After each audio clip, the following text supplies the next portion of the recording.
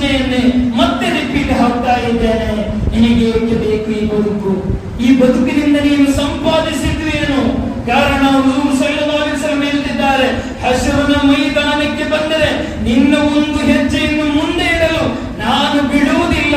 ಅಲ್ಲಿಂದ ಕೇಳುವಂತಹ ಪ್ರಶ್ನೆ, ಓ ಶಬಾಬಿಕ ಫೀಮಾ ಅಫ್ನಾ, ಓ ನೌಜವಾನಿಗಳೇ, ನಿಮಗೆ ನಾನು ಯೌವನವನ್ನು, ರಕ್ತವನ್ನು, ಆರೋಗ್ಯವನ್ನು ಕೊಟ್ಟಿಲ್ಲ, ಎಲ್ಲಿ ನೀವು ವಹಿಸಿದ್ದೀರಿ?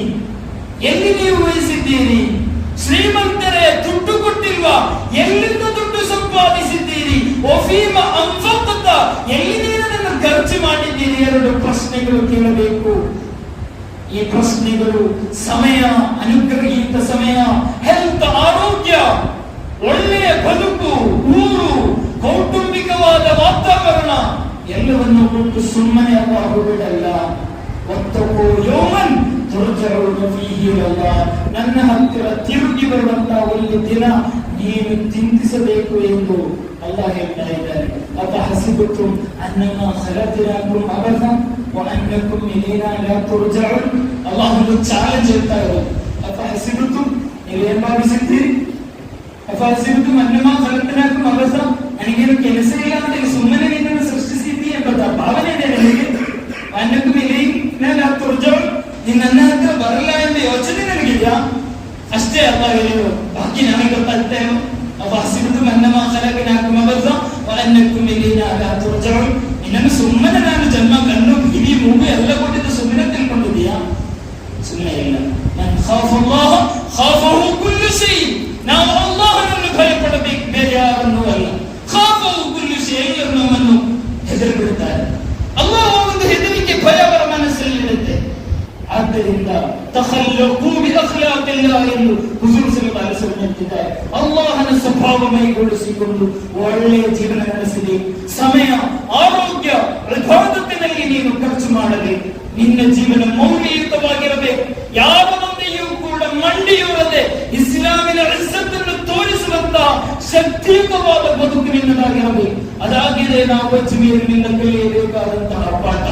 ವರ್ಷಗಳು ಕಳೆದರೂ ಕೋಟಿಗಟ್ಟಲೆ ಮುಅ್ಮಿನೀಗಳ ಮನಸ್ಸಿನಲ್ಲಿ ಖಾಜಾ ಒಂದು ಸ್ಥಾನವನ್ನು ಪಡೆದಿದ್ದರೆ, ಖಾಜಾ ಭಾರತದಲ್ಲಿ ಹುಟ್ಟಿಲ್ಲ, ಆದರೆ ಭಾರತದಲ್ಲಿ ಮರಣ ಆಯಿತು.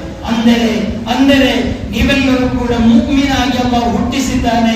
ಮರಣ ಹೊಂದುವಾಗ ಮುಅ್ಮಿನಾಗಿ ಹುಟ್ಟಿಸುವುದು ಅಲ್ಲಾಹ್, ಮರಣ ಹೊಂದಿಸುವಂತ ಜವಾಬ್ದಾರಿ ಅಲ್ಲಾಹನಿಗಿಲ್ಲ, ನಿಮ್ಮ ಜವಾಬ್ದಾರಿ. ಆ ಜವಾಬ್ದಾರಿಯನ್ನು ನಾವು ಚಲುವಾಗಿ ನಿಭಾಯಿಸಿಲ್ಲ ಅಂದರೆ ಕೈ ಕಟ್ಟಿ ನಿಲ್ಲಬೇಕಾಗುತ್ತೆ. ದುನಿಯಾದ ಈ ಒಂದು ಸಣ್ಣ ಸಮಯದಲ್ಲಿ ರೊಕ್ಕ ಇದೆ, ಕಾರ್ ಇದೆ, ಬೈಕ್ ಇದೆ, ಅಧಿಕಾರ ಇದೆ, ಮೊಬೈಲ್ ಇದೆ, ಶಬ್ದ ಇದೆ, ಜೊತೆಯಲ್ಲಿ ಸಂಗಡಿಗರಿದ್ದಾರೆ ಎಂಬ ಭ್ರಮೆಯಲ್ಲಿ ನಿಮ್ಮ ಬದುಕನ್ನು ನಡೆಸಿದರೆ ನಿಮಿಷಗಳ ಪ್ರವಾಹವೋ, ಒಂದು ಚಂಡಮಾರುತವೋ, ಒಂದು ಬಿಸಿಲೋ ಸಾಕು, ಎಲ್ಲವೂ ಕೂಡ ಅಲ್ಲಿಗೆ ಮುಗಿಯುತ್ತೆ.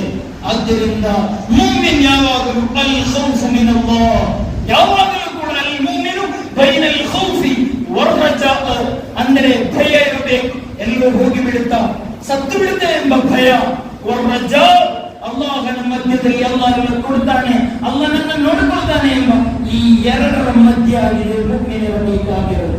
ಆ ರೀತಿ ನಾವಿದೆಯಾ ಎಂಬ ಪ್ರಶ್ನೆಯನ್ನು ನಿಮ್ಮ ಹತ್ರ ಕೇಳಿಕೊಳ್ಳುತ್ತಾ ಒಳ್ಳೆಯ ಬದುಕನ್ನು ನಡೆಸಲು ನಾವೆಲ್ಲರೂ ಕೂಡ ತಯಾರು ಮಾಡೋಣ.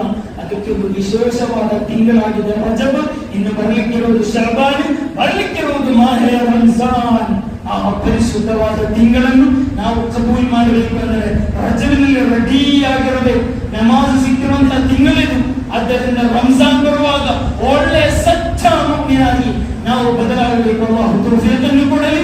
ಮನೆಯೆಲ್ಲ ರೆಡಿ ಆಗಬೇಕು, ಮನಸ್ಸು ರೆಡಿ ಆಗಬೇಕು, ಮಸೀದಿ ಎಲ್ಲವೂ ಕೂಡ ರೆಡಿ ಆಗಬೇಕು. ಅಲ್ಲಾಹನ ತಿಂಗಳಿನಲ್ಲಿ ನಾವಿದ್ದೇವೆ. ಅಲ್ಲಾಹನಿಗೆ ಬೇಕಾಗಿ ಇಬಾದತ್ ಮಾಡಿ ಒಂದು ಪರಿಶುದ್ಧ ಬದುಕನ್ನು ನಡೆಸಲು ನೀವೆಲ್ಲರೂ ಕೂಡ ಸದಾ ಸಮಯ ಪ್ರಯತ್ನವನ್ನು ಮಾಡುತ್ತಾ ಇರಬೇಕು ಎಂದು ಮಾತ್ರ ಹೇಳುತ್ತಾ ಹೆಚ್ಚಾಗಿ ಬಯಾನ್ ಹೇಳಲಿಕ್ಕೆ ಸ್ಟಾರ್ಟ್ ಆಗ್ತಾ ಇಲ್ಲ. ಕಾರಣ